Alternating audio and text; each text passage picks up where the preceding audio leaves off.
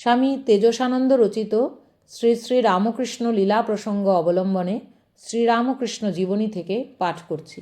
গদাধরের জন্ম। গয়াধাম হইতে প্রত্যাবর্তন করিয়া শ্রীযুক্ত ক্ষুদিরাম শ্রীমতী চন্দ্রাদেবীর স্বভাবের অদ্ভুত পরিবর্তন লক্ষ্য করিলেন। তিনি দেখিলেন মানবী চন্দ্রা যেন সত্য সত্যই দেবীত্ব পদবীতে আরূঢ়া হইয়াছেন। কোথা হইতে এক সর্বজনীন প্রেম আসিয়া তাহার হৃদয় অধিকার করিয়া সংসারের বাসনাময় কোলাহল হইতে তাহাকে যেন অনেক উচ্চে রাখিয়াছে। সরল প্রাণা চন্দ্রা স্বামীর নিকটে নিজ চিন্তাটি পর্যন্ত কখনো গোপন করিতে পারিতেন না। গয়াধাম দর্শন করিয়া শ্রীযুক্ত ক্ষুদিরাম বাটি ফিরিলে কয়েকদিন ধরিয়া চন্দ্রাদেবী তাহাকে তাহার অনুপস্থিতিকালে যাহা কিছু ঘটিয়াছিল এবং যে সকল অলৌকিক দর্শন ও অনুভূতি হইয়াছিল সে সমস্ত কথাই সুযোগ মতো বলিতে লাগিলেন। কথা প্রসঙ্গে বলিলেন, একদিন যুগীদের শিব মন্দিরের সম্মুখে দাঁড়াইয়া ধ্বনির সহিত কথা কহিতেছি।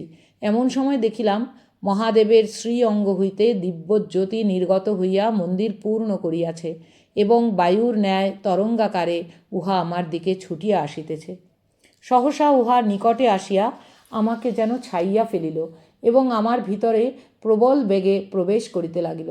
ভয়ে বিস্ময়ে স্তম্ভিত হইয়া এককালে মূর্ছিতা হইয়া পড়িয়া গেলাম। পরে ধ্বনির শুশ্রূষায় চৈতন্য হইলে তাহাকে সকল কথা বলিলাম। আমার কিন্তু তদবধি মনে হইতেছে ওই জ্যোতি যেন আমার উদরে প্রবিষ্ট হইয়াছে এবং আমার যেন গর্ভ সঞ্চারের উপক্রম হইয়াছে।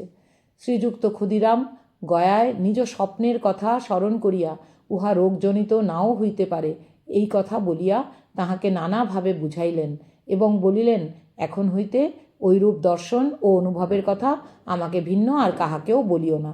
গয়াধামে অবস্থানকালে শ্রী গদাধর আমাকেও অলৌকিক উপায়ে জানাইয়াছেন আমাদিগকে পুনরায় পুত্রমুখ নিরীক্ষণ করিতে হইবে।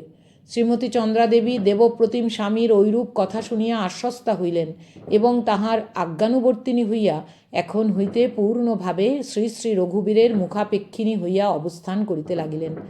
গর্ভবতী হইয়া শ্রীমতী চন্দ্রার দিব্য দর্শন ও অনুভব সকল দিন দিন বর্ধিত হইতে লাগিল। তিনি ওই সময়ে প্রায় নিত্যই দেবদেবী সকলের দর্শন লাভ করিতেন। ওই রূপে দিনের পর দিন যাইতে লাগিল এবং শ্রীযুক্ত ক্ষুদিরাম ও তাহার পুত স্বভাবা গৃহিণী শ্রী শ্রী রঘুবীরের একান্ত শরণাগত থাকিয়া মহাপুরুষ পুত্রের মুখ নিরীক্ষণের আশায় কাল কাটাইতে লাগিলেন। শরৎ, হেমন্ত ও শীত অতীত হইয়া ক্রমে ঋতুরাজ বসন্ত সমাগত। শীত ও গ্রীষ্মের সুখ সম্মিলনে মধুময় ফাল্গুন স্থাবর জঙ্গমের ভিতর নবীন প্রাণ সঞ্চারিত করিয়া আজ ষষ্ঠ দিবস সংসারে সমাগত। জীবজগতে একটি বিশেষ উৎসাহ, আনন্দ ও প্রেমের প্রেরণা সর্বত্র লক্ষিত হইতেছে। ক্রমে শুভ ফাল্গুনী শুক্লা দ্বিতীয়া তিথি উপস্থিত হইল। আসন্ন প্রসবা চন্দ্রাদেবী গর্ভস্থ সন্তান ভারে নিরতিশয় কাতরা হইলেও প্রাণে আজ এক দিব্য উল্লাস অনুভব করিতে লাগিলেন। রঘুবীরের মধ্যাহ্ন ভোগ এবং সান্ধ্য শীতলাদি কর্ম পর্যন্ত সেদিন নির্বিঘ্নে সম্পাদিত হইয়া গেল। রাত্রে আহারাদি সমাপন করিয়া শ্রীযুক্ত ক্ষুদিরাম ও রামকুমার শয়নকক্ষে প্রবেশ করিলেন এবং ধ্বনি আসিয়া চন্দ্রাদেবীর সহিত এক কক্ষে শয়ন করিয়া রহিল। রাত্রি অবসান হইতে প্রায় অর্ধদণ্ড অবশিষ্ট আছে। এমন সময়ে চন্দ্রাদেবীর প্রসব পীড়া উপস্থিত হইল। ধ্বনির সাহায্যে তিনি ঢেঁকিশালে গিয়া শয়ন করিলেন এবং অবিলম্বে এক দিব্যকান্তি পুত্র সন্তান প্রসব করিলেন।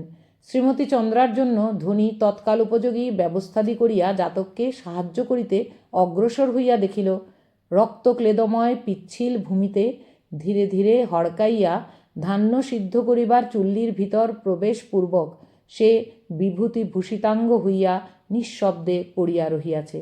ধ্বনি তাহাকে সযত্নে উঠাইয়া পরিষ্কৃত করিয়া দীপালোকে দেখিল। অদ্ভুত প্রিয় দর্শন বালক, যেন 6 মাসের ছেলের মতো বড়।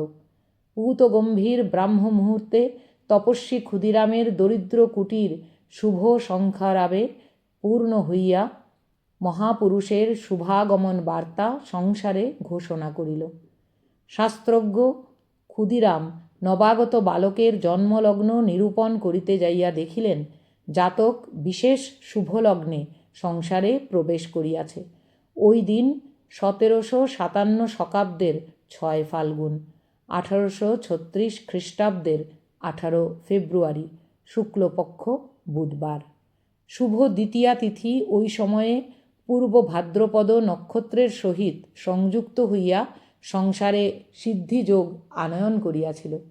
বালকের জন্মলগ্নে রবি, চন্দ্র ও বুধ একত্রে মিলিত রহিয়াছে এবং শুক্র, মঙ্গল ও শনি তুঙ্গস্থান অধিকার করিয়া তাহার অসাধারণ জীবনের পরিচায়ক হইয়া রহিয়াছে।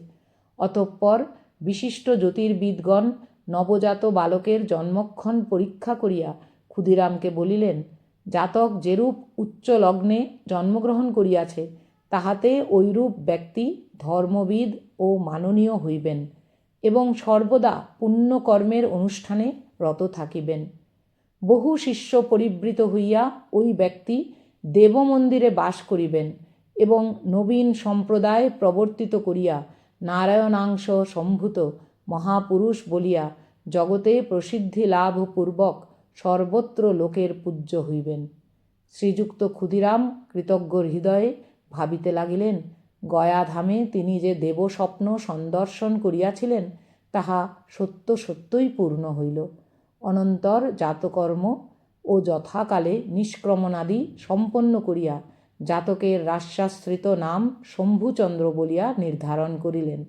কিন্তু গয়াধামে অবস্থানকালে নিজ বিচিত্র স্বপ্নের কথা স্মরণ করিয়া বালকের নাম রাখিলেন গদাধর।